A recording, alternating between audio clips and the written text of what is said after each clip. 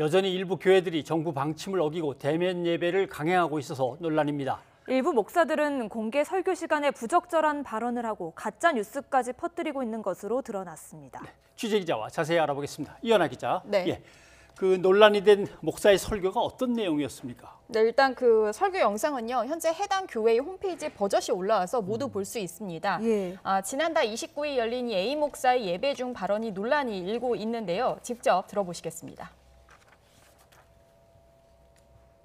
그러니까 코로나 바이러스가 있으면서 동성연애자들 그들에서 바이러스 나오고 사이비 이단 이런 데서 바이러스 나오고 신천지 나오고 뭐 나오고. 여러분 이만희 구속됐어요? 빨리 구속 좀 시키지.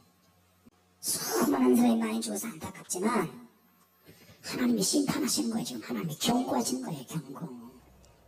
네, A 목사의 설교는 여기서 끝이 아닙니다. 이어서 QR코드를 이용하면 중국으로 모든 정보가 넘어간다. 또 백신 맞는 사람은 유전자를 조작해 정신과 육체까지 조종당할 수 있다.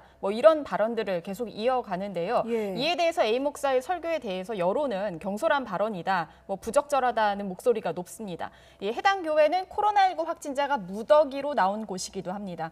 앞서 지난 22일 첫 확진자가 나온 후 신도와 가족 등 총 38명이 집단 감염됐는데요. 확진자 중에는 A 목사도 포함이 됩니다.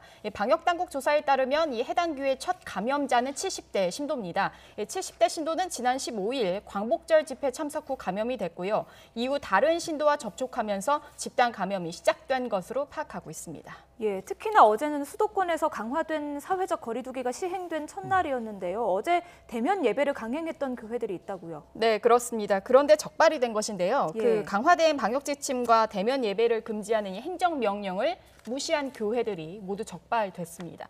서울시가 25개 자치구와 함께 교회 2,000여 곳에 대한 현장 점검을 진행한 결과요. 40곳이 어제 대면 예배를 강행한 것으로 확인이 됐습니다. 이는 전체 교회의 1.4% 수준입니다. 서울시는 적발된 교회들에 대해 집합금지 명령을 내리고요. 2주 연속 대면 예배를 열어서 적발된 교회들에 대해서는 형사 고발할 방침이라고 밝혔습니다. 들어보겠습니다. 특히 지난주에 이어서 어제도 대면 예배를 강행한 동문교회, 영천성결교회 등은 곧 고발 조치도 할 예정입니다. 아울러 대면 예배를 강행해서 확진자가 나온 경우에는 구상권도 청구할 예정입니다.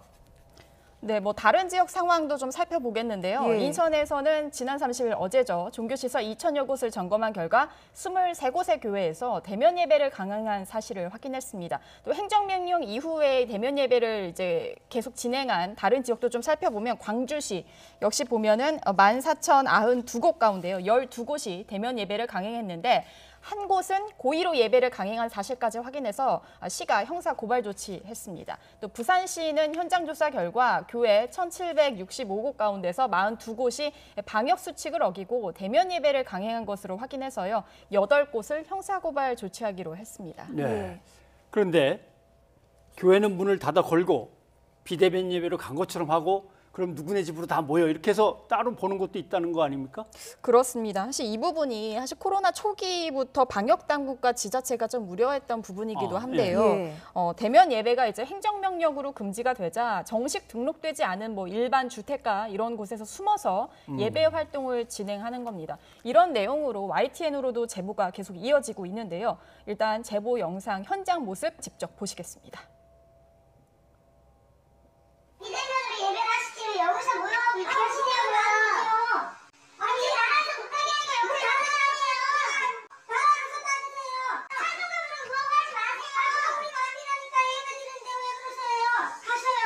사정가 드리는 우리 예배 드리는 우리가 그래서 못하게 여기서 여태까지 이런 적 없잖아요. 그러니까 지금 이런 적도 있는 거죠. 그러면 어때요. 집인데 내 집인데 내 마음대로 하는데. 네 우리는 예배 드리는 게 본분이니까 그렇게 하셔요. 알아서 하세요. 거기서 못 드리겠으니까 여기서는 드려야 될 거 아니에요. 예. 네, 뭐 제보자의 말에 따르면요, 이 건물에는 이제 이 제보자 어머니뿐만 아니라 고령자 그리고 뭐 심장병 등 환자들이 다수 거주하고 있다고 합니다. 그래서 확진자가 만약에라도 나올 경우에 이제 이 거주자들이 굉장히 취약한 상황이라서 그러네요. 제보자가 직접 가서 이 숨어서 예배하는 현장에 가서 이제 항의를 한 건데요, 보신 것처럼 이후에 또 지자체에도 신고 접수를 했다고 하는데 소용이 없다고 합니다. 관련해서 들어보시겠습니다. 너무 불안하죠. 솔직히 지금 코로나 때문에 몇 달째 병원도 제대로 못 다니시고 밖에 외출도 많이 못 하시는데 그 건물 지하에서 교회에서 예배를 못 한다고 그 지하에서 예배를 하는데 어디다 신고를 해도 아무도 안 도와줘요. 와보시는 사람도 없고 시민들은 신고만 하는데 신고할 데가 없어요. 네, 이어서 이제 현장과 지자체 쪽을 좀 취재를 해봤는데요. 현장에서는 뭐 교단, 종단의 지침을 무시하거나 재정적으로 열악해서 이제 헌금 의존도가 높은 중소형 교회를 중심으로 몰래 예배가 진행될 수 있는데 이를 막을 방법이 없어서 고심이 깊다라는 목소리가 높고요. 또 지자체 쪽도 역시 고심이 깊습니다. 이제 시민들이 이런 상황을 신고를 한다 하더라도 종교시설로 정식 접수되지 않은 곳에 대해서 지자체가 그 적절한 타이밍에 현장 조사를 하기가 쉽지 않다라고 이야기를 하고 있어서 불안감이 높아지고 있는 상황입니다. 예. 네. 아무튼 서울시 점검 결과 1.4% 정도가 일단 지시를 어기고 있는 걸로 나타나서 많은 건 아니라고 할 수 있을지 모르겠습니다만은 그러나 거기서 얼마나 또 감염자가 전파될지는 알 수 없는 거니까 철저히 지켜야 되겠습니다. 예. 이현아 기자 수고했습니다.